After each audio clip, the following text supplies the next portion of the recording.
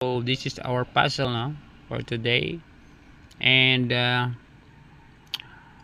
our move or candidate move is this one.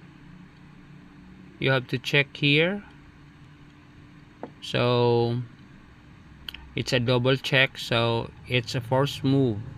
The only move is that one, for the queen. That's king h8, and our next move would be this one.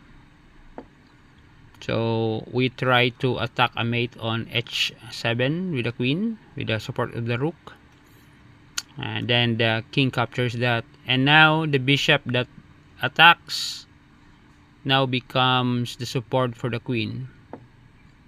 And for the last move would be capturing this pawn, checkmate. Thank you for watching, guys. Bye everyone. Please support our new program, Sir Part Stocks, and our course, Managing Money Wisely from Survival to Security. Thank you. You can also order some PDF file of this one. Just comment me, and bye everyone. Thank you for watching.